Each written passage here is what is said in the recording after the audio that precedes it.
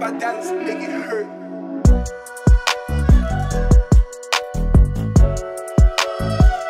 Hello everyone, कैसे हैं आप सब। Welcome back to the channel. मेरा नाम है पलक राजपूत। आप सभी की कॉमर्स वाली दीदी एक बार फिर से स्वागत करती हूं आप सभी का पढ़ ले 11th कॉमर्स में। आज मंडे है एंड आज वीडियो आएगी और आज वीडियो आएगी अकाउंट्स की अकॉर्डिंग टू टाइम टेबल। मैं जान रही हूँ आप सभी सोच रहे होंगे बिजनेस नहीं पढ़ा रहे हो, क्या चल रहा है, पर क्योंकि अब टाइम टेबल फॉलो किया जाएगा तो अब अकाउंट्स की वीडियो आएगी एंड देन फिर बिजनेस की आएगी।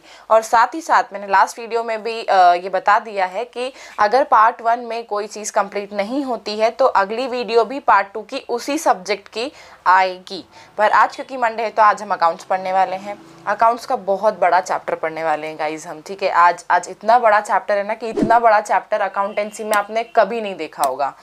तो आज अपने दिल और दिमाग को यहीं रखना क्योंकि बहुत बड़ा, बहुत इम्पोर्टेंट चैप्टर है ये आप लोगों के लिए। लेकिन एक दो बात और चीज़ें हैं कि अब से मैं लास्ट में एक सुंदर सी कुछ लाइन बोलूँगी आप लोगों के लिए, आप सभी के लिए, जो कि बहुत मोटिवेटिंग होगी, बहुत हेल्पफुल होगी आप लोगों के लिए। एंड सॉरी, दूसरी चीज़ कि हमेशा की तरह before starting the video make sure कि आप सभी ने चैनल को सब्सक्राइब कर दिया है, लाइक बटन को भी दबा दिया है एंड बेल आइकन को भी दबा दिया है, जिससे कि आपको कोई भी इम्पोर्टेंट अपडेट मिस ना हो। चलो आज की सभा का प्रारंभ करते हैं। आज के इस चैप्टर को शुरू करते हैं। बहुत बड़ा चैप्टर है अकाउंटेंसी का, ठीक है। तो आप लोगों को आज पढ़ना है अकाउंट्स चैप्टर 4। हमने सक्सेसफुली 3 चैप्टर कंप्लीट कर दिए हैं। शायद एक के तो नोट्स भी डल गए हैं, 2 के भी बहुत जल्दी नोट्स चल जाएंगे क्योंकि आपकी मतलब आपके सेटिस्फेक्शन, आपके एंजॉयमेंट के लिए हम लोग उनको हस्तलिखित बना रहे हैं। तो थोड़ा सा टाइम लगता है पर ठीक है, वो साइट पे बहुत जल्दी आ जाएंगे। और हाँ ठीक है, चैप्टर 4 का नाम है बेसिस ऑफ अकाउंटिंग।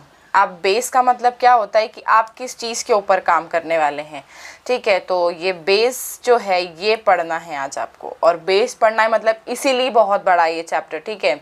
तो ये चैप्टर इतना बड़ा है ना कि आपको पढ़ते पढ़ते मज़ा आने वाला है, बोर नहीं होगे आप, ऐसे चुटकियों में ख़त्म हो जाएगा, पता भी नहीं चलेगा हाय इतना बड़ा चैप्टर ख़त्म हो गया। तो लेट्स स्टार्ट, चलो शुरू करते हैं। सबसे पहला है कि हम लोगों को बेसिस ऑफ अकाउंटिंग में देखनी है कि हमारी जो अकाउंटिंग है वो 2 चीज़ों से की जा सकती है, मतलब 2 बेस हैं, 2 टाइप्स हैं या 2 तरीक़ों से की जाती है। पहली है हमारी कैश बेसिस, दूसरी है हमारी एक्रूअल बेसिस। इस और एक्रूअल को मर्केंटाइल बेसिस भी कहा जाता है, ये इसका सुंदर सा निकनेम है, तो प्लीज़ इसको याद रखें।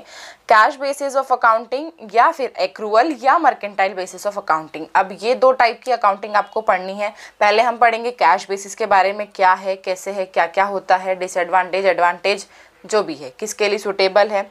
फिर हम पढ़ेंगे एक्रूअल बेसिस और मर्केंटाइल बेसिस, क्या है, कैसे है, किसने मतलब किसने क्या होता है, कैसे करते हैं। और फिर इसी के साथ साथ हम इन दोनों को पढ़ने में बहुत टाइम लगने वाला है, ठीक है, तो इसलिए बने रहो वीडियो के साथ में। पहला है कैश बेसिस ऑफ अकाउंटिंग। अब ये क्या है कि इसमें पढ़ते से समझ में आ रहा है कि कैश लिखा है मतलब सारी चीज़ें जो है ना वो कैश से रिलेटेड होंगी, जो कैश के अलावा होंगी वो सब कुछ हम लोग इग्नोर करने वाले हैं, ठीक है। तो नाम पढ़ते से समझ में आ रहा है कि it is a system of accounting in which transaction are recorded when cash is received और पेड। मतलब हम ट्रांजेक्शन तभी रिकॉर्ड करने वाले हैं जब या तो कैश मुझे रिसीव होगा या मैंने कैश पे किया होगा, ठीक है।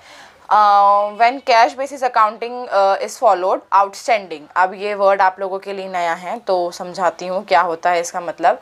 या फिर प्रीपेड एक्सपेंसेस, या फिर इनकम रिसीव्ड इन एडवांस, या फिर एक्रूड इनकम, ये भी आप लोगों के लिए नया शब्द है। इनकम रिसीव्ड इन एडवांस समझ में आ रहा है कि हमको पहले किसी ने एडवांस पे कर दिया है, ठीक है, आर नॉट कंसीडर्ड। अब होता क्या है ना कि कैश बेसिस अकाउंटिंग में वही चीज़ों को लिया जाता है जो कि कैश में हो गई हो। मतलब आप गए किसी दुकान पे, आपने 500-600 रुपये का सामान खरीदा, आपने कैश पे किया, उसने कैश ले लिया, आपने सामान लेके घर आ गए, तो ये हो गया कैश ट्रांजेक्शन, ठीक है। कैश बेसिस ऑफ अकाउंटिंग में यही होता है, ठीक है, कि आप गए, आपने कहीं से सामान खरीदा, आपने कैश पेमेंट किया, आप सामान लेके घर आ गए, ये कैश ट्रांजेक्शन हो गया। अब कैश के अलावा जो ट्रांजेक्शन होते हैं, मतलब वो भी मॉनेटरी वैल्यू में मेजरेबल होते हैं, लेकिन अगर हम किसी फ्यूचर डेट पे पेमेंट देने का प्रॉमिस करते हैं कि आज मेरे पास में पैसे नहीं हैं या बहुत बड़ी अमाउंट है तो हम इसको बाद में पे करेंगे, इंस्टॉलमेंट्स में देंगे, तो वो क्या बन जाती है आप लोगों के लिए लाइबिलिटी। या फिर वो हो जाता है कि वो कैश में मेजरेबल नहीं, मतलब अभी कैश ट्रांजेक्शन हुआ नहीं है आप लोगों का, आपने पेमेंट किया नहीं है या आपको पेमेंट मिला नहीं है, दोनों ही केस बन सकते हैं। तो वो ट्रांजेक्शन आप लोग इसमें रिकॉर्ड नहीं करते हो। इसमें जो भी कैश में हुआ होगा, जहाँ पर भी कैश पेड लिखा है, आपने कैश में ट्रांजेक्शन लिया है, फॉर कैश लिखा है, तो वो सारे ट्रांजेक्शन इसके अंदर आते हैं इस वाली अकाउंटिंग में। ये आउटस्टैंडिंग, अब हाँ, इसमें क्या लिखा है कि अगर आउटस्टैंडिंग हो या प्रीपेड हो या एक्रूड इनकम हो या इनकम रिसीव्ड इन एडवांस हो, वो इसमें इग्नोर कर दी जाती है। ठीक है, आउटस्टैंडिंग का मतलब क्या होता है कि वो चीज़ ड्यू हो गई है लेकिन हमने अभी तक नहीं दी है। फॉर एग्जांपल, मेरी एक फ़र्म है, बहुत बड़ी फ़र्म है मेरी, और उसमें मेरे एम्प्लॉयज़ काम करते हैं। अब हर महीने मुझे एम्प्लॉयज़ को सैलरी देना पड़ेगी, तो एम्प्लॉयज़ को सैलरी देना मेरे लिए खर्चा है। ठीक है, अब एम्प्लॉयज़ को सैलरी मैं कब दूंगी, या तो 1 तारीख को या तो 30 या 31 तारीख को। ठीक है, मंथ एंड पे या मंथ स्टार्टिंग में मैं सैलरी पे करूँगी। अब वो मंथ एंड में मेरी सैलरी ड्यू हो चुकी है, मुझे उन लोगों को पैसे देना है, पर क्योंकि इस बार थोड़ा मामला गड़बड़ है तो मैंने अपने एम्प्लॉयज़ को बोला, मेरे एम्प्लॉयज़ बड़े अच्छे हैं, बहुत खूबसूरत है मेरे एम्प्लॉयज़, तो मैंने उनसे बोल दिया कि मैं आप लोगों को अगले महीने इस सैलरी को पे करूंगी। ठीक है, अगले महीने मैं आप लोगों को दोनों महीने की सैलरी मिलाकर दे दूंगी। तो वो जो अगले महीने देने की बात करिए कि इस महीने की जो सैलरी ड्यू हो गई है वो भी अभी तक नहीं दी है, वो बन जाता है आप लोगों के लिए आउटस्टैंडिंग खर्चा। जो पेमेंट ड्यू हो गई है लेकिन आपने पे नहीं करी है। ठीक है, payment due but not paid, आपके पास में वो एक्सपेंस ड्यू हो गया है, आपको देना ही है लेकिन आपने अभी तक नहीं दिया है, तो वो आपके लिए बन जाता है आउटस्टैंडिंग एक्सपेंस। प्रीपेड का मतलब समझ में आ रहा है, ये आपने कुछ एडवांस में पे कर दिया, जैसे इनकम रिसीव्ड इन एडवांस होती है ना, तो ये एक्सपेंस पेड इन एडवांस होता है। कि आपको सपोज मान लीजिए आप रेंटेड हाउस पे रहते हैं, तो आपने 4-5 महीने का किराया एक साथ ही पे कर दिया है कि ताकि आपको आगे चलकर प्रॉब्लम ना हो, आपका मकान मालिक आपको झिक झिक झिक झिक ना करे, तो इसलिए आपने प्रीपेड में क्या कर दिया है कि आपने 4 महीने का रेंट एडवांस में आपके मकान मालिक के पास में जमा करवा दिया है। तो वो जो आपने रेंट एडवांस में पे किया है ना, उसको कहते हैं प्रीपेड। अच्छा ठीक है, अब एक और चीज़ समझो, आउटस्टैंडिंग को लिखा जाता है सिर्फ इतना, ठीक है, अकाउंट्स में, पर क्वेश्चन जब आप एग्ज़ाम में सॉल्व करोगे या टेस्ट दोगे तो पूरा आउटस्टैंडिंग लिखना, मार्क्स नहीं मिलते हैं इसके। आउटस्टैंडिंग जो होता है वो बिजनेस के लिए या फर्म के लिए बन जाती है लाइबिलिटी। ठीक है, ये फर्म या बिजनेस के लिए बनती है लाइबिलिटी। वहीं प्रीपेड जो है, प्रीपेड बनता है आपके लिए असेट। अब इनके पीछे भी लॉजिक है, क्योंकि लाइबिलिटी का मतलब क्या होता है, चिंता, दिख रहा है ना, हाँ ठीक है, और एसेट का मतलब होता है असेट। तो आउटस्टैंडिंग बन जाता है आप लोगों के लिए लाइबिलिटी, जिसको हम एक और नाम देते हैं चिंता। ये आप लोगों के लिए, आपको टेंशन है कि मुझे इसको पे करना है, मुझे देना पड़ेगा, वो माइंड में ना घूमती रहती है कि आउटस्टैंडिंग चल रहा है कुछ सामान। प्रीपेड का मतलब होता है असेट। असेट मेरे लिए कि मुझे सुकून है कि मुझे ये चीज़ मिलने वाली है, अब मुझे कोई टेंशन नहीं है, मैंने रेंट पे कर दिया है, 4 महीने की टेंशन फ्री है, अब मस्त मैं घूम फिर सकती हूँ, मेरे जो सैलरी आने वाली है उसमें से मुझे रेंट को अलग नहीं रखना है, मैं और कहीं भी उसको इन्वेस्ट कर सकती हूँ या मस्त अपने फ्रेंड्स के साथ में एंजॉय कर सकती हूँ, एज द केस में भी। लेकिन आउटस्टैंडिंग चिंता बनती है, प्रीपेड हमारे लिए असेट बनता है। ये इसलिए बताया है क्योंकि जब आगे चलकर क्वेश्चन सॉल्व करोगे तो इन सबको अलग अलग करते आना चाहिए कि आउटस्टैंडिंग कहाँ जाएगा, किस हेड के अंदर जाएगा, प्रीपेड किस हेड के अंदर जाएगा। ठीक है, तो ये आप लोगों की इन्फॉर्मेशन के लिए। दूसरी चीज़ उसी के साथ साथ, ये तो हो गई एक्सपेंसेस की बात कि एक्सपेंसेस आउटस्टैंडिंग हो सकते हैं, इनकम आउटस्टैंडिंग नहीं होती है, इनकम एक्रूड होती है। ठीक है, और इनकम प्रीपेड नहीं होती है, इनकम रिसीव्ड इन एडवांस होती है। इनकम रिसीव्ड इन एडवांस जो होती है, मतलब ये वाला पार्ट मेरा सुंदर सा, ये जो है income received in advance. Advance का मतलब क्या हो जाना कि मुझे किसी ने एडवांस पेमेंट कर दिया है। मेरी फर्म जो है वो बनाती है, फर्नीचर का काम करती है। ठीक है, तो अभी मुझे किसी ने 1 लाख रुपए एडवांस में दे दिए हैं कि मुझे आपके यहाँ से इतना इतना इतना इतना फर्नीचर चाहिए, तो उसके लिए उसने मुझे एडवांस में 1 लाख रुपए पे करके चले गए हैं। अब ये जो एडवांस वाली बात है ना, ये भी मेरे लिए क्या बनती है, लाइबिलिटी। ठीक है। ये लाइबिलिटी क्यों बनती है? अब बहुत से लोग सोचते, पहले मैं भी ये सोचती थी कि इनकम रिसीव्ड एडवांस में हो गई, मतलब एडवांस में पेमेंट मिल गया तो मेरे लिए तो असेट बनना चाहिए ना, मेरी तो इनकम बढ़ रही है। पर नहीं मेरे प्यारे भाइयों बहनों, आप भी मेरे जैसे भोले हैं बहुत सुंदर से ठीक है, कोई बात नहीं, समझते हैं। इनकम रिसीव्ड इन एडवांस इसलिए लाइबिलिटी बनती है क्योंकि वो आपके लिए टेंशन है, वो आपके ऊपर एक तरीके का ना मतलब लाइबिलिटी ही है कि आपको उसको करना ही पड़ेगा। आपने कोई चीज़ एडवांस में एक्सेप्ट कर ली, मतलब आपने अपना प्रॉमिस को और एक्सेप्टेंस दे दिया है कि मैं आपको किसी भी मरती धरती हालत में मैं आपको ये करके ही दूंगा, ठीक है, मतलब दूंगी। मेरे पास में भले ही सामान हो ना हो, मुझे कुछ भी करना पड़े, पर क्योंकि मैंने आपसे एडवांस में इनकम ले ली है तो मुझे आपको ये चीज़ करके देनी पड़ेगी। फॉर एग्जाम्पल हम ट्यूशन फीस देखते हैं या स्कूल फीस देखते हैं, बहुत से पेरेंट्स होते हैं, बहुत से बच्चे होते हैं जो साल भर की फ़ीस जो है वो एडवांस में जमा कर देते हैं। अब स्कूल तो कोई छोड़ोगे नहीं, पर क्या होता है, मतलब स्कूल का तो आप लोग वातावरण चेंज नहीं कर सकते हैं, पर कोचिंग में क्या होता है कि अगर आपने ट्यूटर को एडवांस में फ़ीस दे दी है पूरे साल भर की, तो आप उस ट्यूटर की चिंता बन जाते हो कि मुझे इस बच्चे को, मतलब मुझे पढ़ाना ही है, अब मैं साल भर कोचिंग बंद नहीं कर सकता हूँ, कुछ भी हो जाए, कैसी भी हालत हो, मुझे बच्चों को बुलाना है, मुझे पढ़ाना ही है। तो अगर आप कोई चीज़ एडवांस में रिसीव करते हो तो वो आपके लिए बन जाती है लाइबिलिटी। लेकिन एक्रूड इनकम का मतलब होता है कि इनकम ड्यू हो चुकी है, मुझे वो पैसे मिलना है पर मुझे अभी तक मिले नहीं है, इनकम मेरी हो चुकी है। जैसे कि आउटस्टैंडिंग एक सैलरी जो है वो मेरे लिए एक्सपेंस है, लेकिन मेरे एम्प्लॉय के लिए क्या बनेगी, वो एक्रूड इनकम, क्योंकि उसकी तो सैलरी ड्यू हो गई, उसकी सैलरी उसके लिए इनकम है पर उसको अभी तक मिली नहीं है, तो वो उस चीज़ को क्या लिखेगा, एक्रूड इनकम, और ये कहलाती है असेट। ठीक है, इनकम हो चुकी है लेकिन अभी तक पेमेंट नहीं हुआ है, उसको कैश में मिला नहीं है। ये जितने भी ट्रांजैक्शन है, आउटस्टैंडिंग वाला, प्रीपेड वाला, एडवांस वाला और एक्रूड इनकम वाला, ये कैश ट्रांजैक्शंस नहीं है, यहाँ पर कैश पेमेंट होता नहीं है, इसलिए कैश बेसिस ऑफ अकाउंटिंग में इसको कंसिडर नहीं किया जाता है। अगर किसी भी ट्रांजेक्शन में इन चारों में से कोई भी चीज़ आ जाए तो उसको, अगर बोला गया है कि cash basis of accounting follow कर रहा है क्वेश्चन, तो इन चारों चीज़ों को बिल्कुल बेझिझक छोड़ के आ जाओ, कोई मतलब ही नहीं है, कोई संबंध ही नहीं है। पर आपके नॉलेज के लिए मैंने बता दिया है कि कौन किस हेड का मालिक है। ठीक है, आउटस्टैंडिंग लाइबिलिटी है, एडवांस इनकम लाइबिलिटी है, प्रीपेड असेट है और एक्रूड इनकम भी असेट है। ठीक है, और भी कुछ समझ नहीं आए तो प्लीज़ कमेंट सेक्शन आप लोगों के लिए बनाया गया है, तो आप वहाँ पर भी पूछ सकते हैं, मैं बिल्कुल बता दूँगी। एडवांटेजेस, अब कैश बेसिस ऑफ अकाउंटिंग के एडवांटेजेस क्या हैं? सबसे पहली चीज़ कि इसमें वो इतनी सारी 4-5 चीज़ों की झंझट को नहीं देखना पड़ता है, बहुत ही झोल होता है वो, तो ये हमारे लिए बन जाती है क्या, बहुत ही ज़्यादा सिंपल।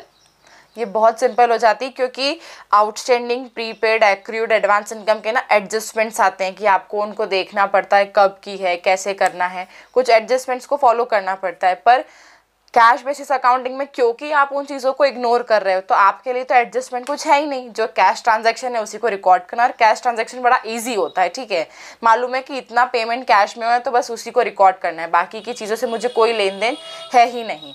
ठीक है, फिर ये है कि this approach is more objective, क्योंकि यहाँ पर कुछ फ्यू एस्टीमेट्स और जजमेंट्स आर रिक्वायर्ड। यहाँ पे बहुत कुछ नहीं करना पड़ता है आपको, थोड़ा थोड़ा एस्टिमेशन, मतलब कुछ तो थोड़ा सा ही लेकर आप आगे का काम कर सकते हो, बहुत सारा काम नहीं करना है आपको यहाँ पे। ठीक है, अब ये ओन एंटरप्राइज के लिए सुटेबल है जहाँ पर सारा काम कैश में ही होता हो, मोस्ट ऑफ द ट्रांजेक्शन्स जहाँ पर ज़्यादा से ज़्यादा काम जो है वो कैश बेसिस में होता होगा, उसी के लिए ये वाली अकाउंटिंग जो है, बेसिस अकाउंटिंग जो है वो सुटेबल है।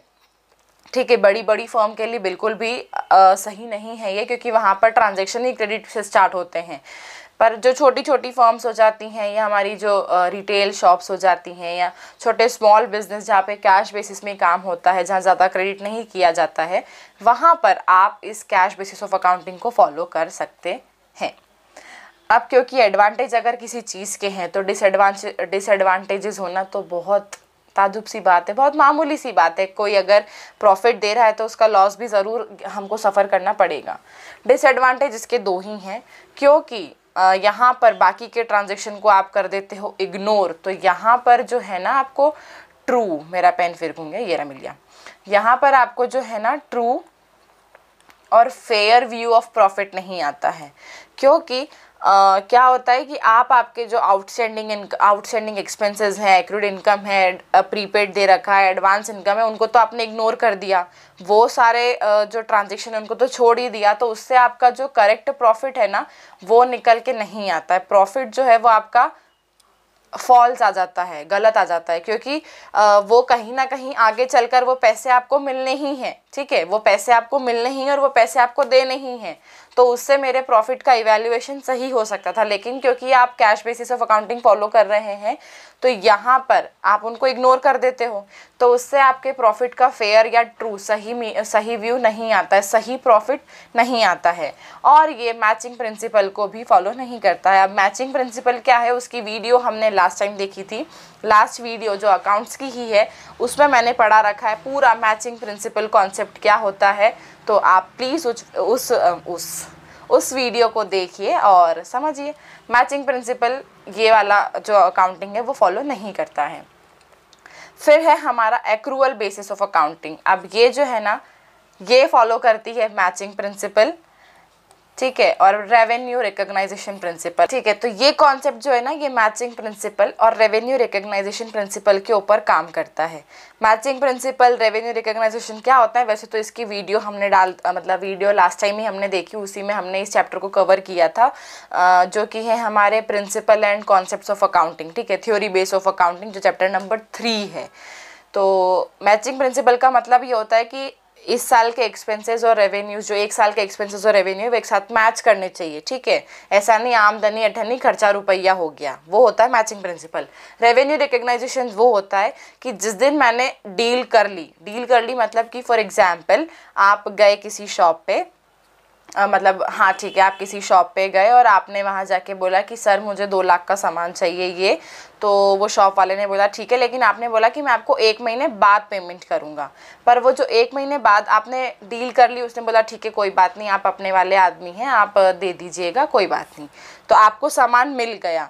तो अब रेवेन्यू रिकॉग्नाइजेशन प्रिंसिपल के हिसाब से आप कब उस रेवेन्यू को बुक करोगे, जिस दिन आपने वो डील करी है, मतलब कब, जिस दिन आपको वो सामान मिल गया है उस दिन नहीं कि आप जिस दिन पेमेंट करने वाले हो, पेमेंट करने वाली डेट को नहीं देखता है, जिस दिन सामान मिल गया, जिस दिन सामान की बुकिंग हो गई, डील हो गई, सेल हो गया, परचेस हो गया, उस दिन जो है आप उसको बुक करते हो, ना कि उस दिन जिस दिन आप पेमेंट करने वाले हो। वो पेमेंट करने वाले को नहीं, जिस दिन आइटम गया ना उस दिन वो रेवेन्यू को रिकॉग्नाइज कर लेता है कि ये मुझे पैसे मिलने वाले हैं, 2 लाख रुपए मुझे देने हैं और सामने वाले को पैसे मिलने वाले हैं, तो उस दिन वो रेवेन्यू को रिकॉग्नाइज कर देता है, ना कि जिस दिन आप उसको पेमेंट करोगे। 1 महीने बाद वाले ट्रांजेक्शन को नहीं देखता है, वो जो आज हो गया है, आज आपने जाके उसको बोल दिया कि मुझे इतना इतना सामान चाहिए, 2 लाख रुपए का है, मैं आपको 1 महीने बाद दूंगा, तो वो जो आज आपने जाके सामान बोल दिया है, तो आज की डेट में ही इस ट्रांजेक्शन को रिकॉर्ड किया जाएगा, वो होता है रेवेन्यू रिकॉग्नाइजेशन प्रिंसिपल।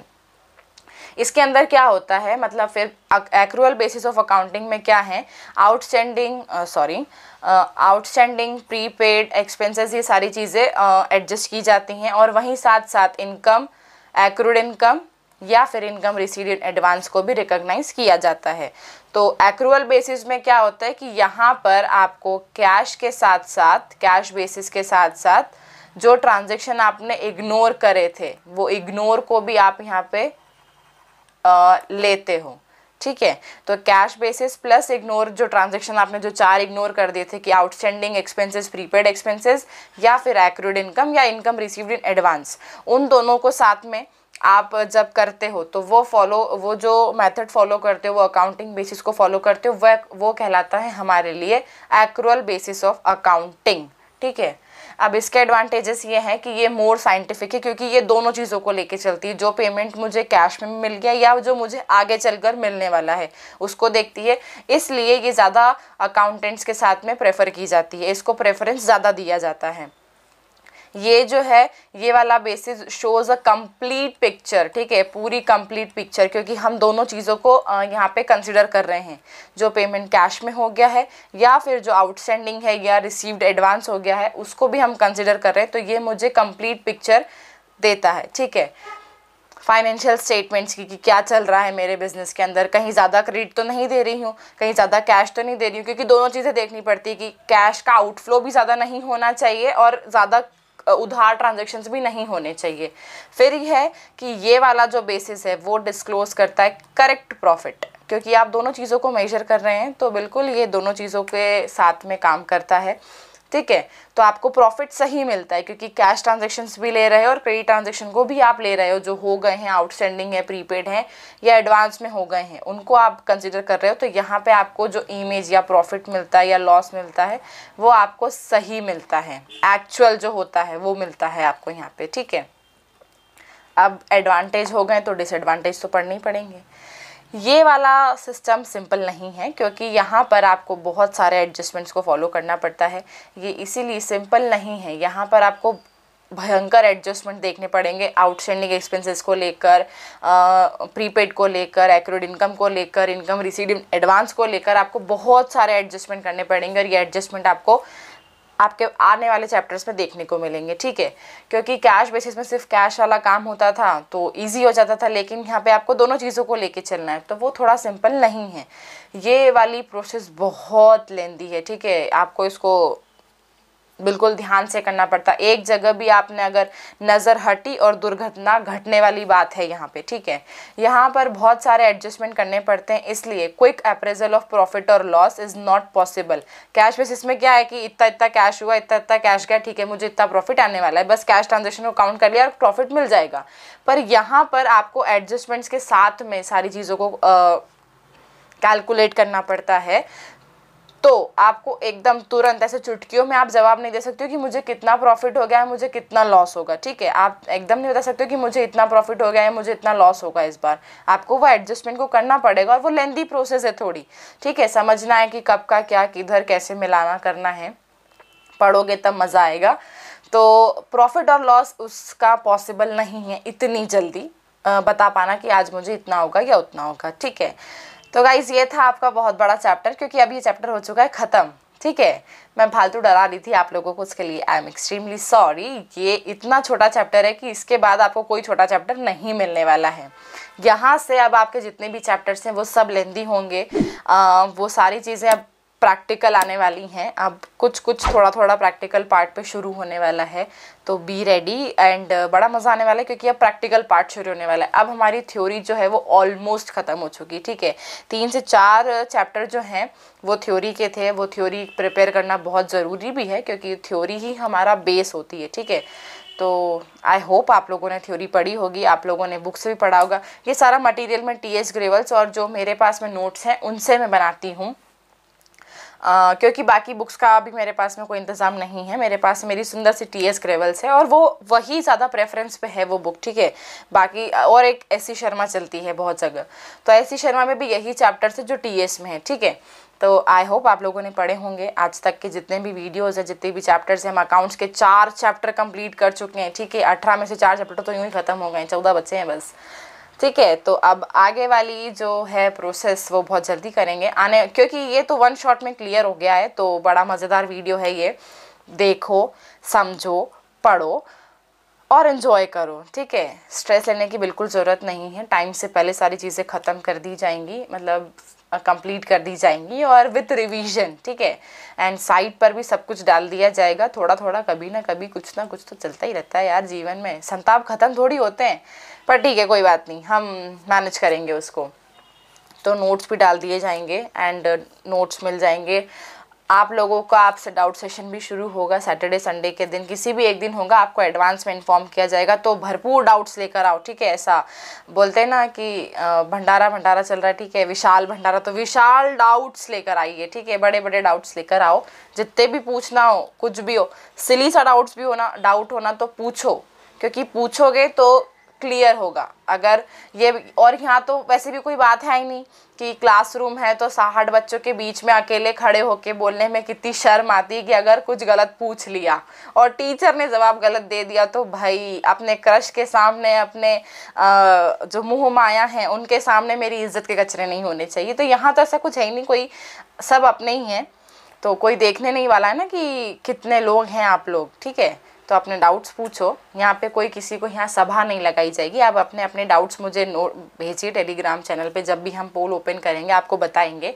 सैटरडे या संडे दोनों में से किसी एक दिन मोस्ट प्रोबेबली होगा, तो फिर अपने डाउट्स पूछो लास्ट वीडियो से फ्रॉम द फर्स्ट वीडियो से लेकर आज तक जितने भी डाउट्स हैं ना बिल्कुल पूछ सकते हैं, कोई टेंशन नहीं है, मैं सारे डाउट्स क्लियर करूँगी आप लोगों के। नोट्स बहुत जल्दी आएंगे, बहुत जल्दी आएंगे, बहुत जल्दी आएंगे, ठीक है। हर वीडियो में यही बोलती हूँ, पर ठीक है बहुत जल्दी आएंगे। वैसे 1-2 चैप्टर्स के डल गए हैं, हाँ बिजनेस का फर्स्ट चैप्टर डल गया है और अकाउंट्स का फर्स्ट चैप्टर और सेकंड चैप्टर भी डल चुका है। तो बिल्कुल देखो 3rd और 4th के डल जाएंगे आप लोगों के, और इकोनॉमिक्स का भी डल जाएगा। तो ये तो हो गई नोट्स की बात। अब साथ ही साथ क्योंकि वीडियो आपको अगर इन्जॉय कर ली हो तो वीडियो को लाइक ज़रूर करना, चैनल को सब्सक्राइब भी करना और बेल आइकन को दबाना, जिससे कि आपको कोई भी इंपॉर्टेंट अपडेट, इंपॉर्टेंट वीडियो कभी भी मिस ना हो। बहुत कुछ अच्छा आने वाला है चैनल पर आप लोगों के लिए, तो बिल्कुल सब्सक्राइब करो चैनल को, फ्री है, it is free of cost, ठीक है। तो आज के लिए इतना ही, आज की सभा का समापन यहीं करते हैं। अब जो आने वाली वीडियो है वो आएगी वेडनेसडे को, और वो होगी हमारी बिजनेस की, क्योंकि हमने अकाउंट्स को 1 शॉट में क्लियर किया है, ठीक है। तो अपना ध्यान रहो, घर पर रहो, सुरक्षित रहो, and as I said earlier in the video कि मैं आप लोगों के लिए कुछ ना कुछ मोटिवेशन सा बोलूँगी कि जिससे थोड़ा ना वो बना रहे, जोश बना रहे कि पढ़ना है। तो ऐसा किसी महान इंसान ने कहा है, where there is a will there is a way, जहाँ चाह है वहाँ राह है। तो चाह बनाओ, राह अपने आप बन जाएगी, ठीक है। कुछ करने की कोशिश करिए, अपने आप मंजिल मिलती चली जाएगी, ठीक है। और वैसे भी मंजिल कितनी भी दूर हो, सफ़र को एंजॉय करोगे तो सब कुछ सही हो जाएगा। तो this is all for the day. मिलेंगे आपको नए वीडियो के साथ में with second chapter of business. तो तब तक बने रहो पढ़ ले 11 कॉमर्स के साथ में। तो मैं चलती हूँ, अपना ध्यान रहो, फैमिली टाइम स्पेंड करो, अपना गेट वैक्सीनेटेड फर्स्ट, ठीक है। मुझे वैक्सीन लग चुकी है, आप लोग भी लगवाइए, बड़ा मज़ा आता है, ठीक है। बहुत ही मज़ा आता है वैक्सीन लगवाने के बाद में, तो एंजॉय करो वैक्सीन लगवाने को भी। तो चलो आज का सब यहीं ख़त्म करते हैं, and stay home, stay safe. जय हिंद, वंदे मातरम, बाय।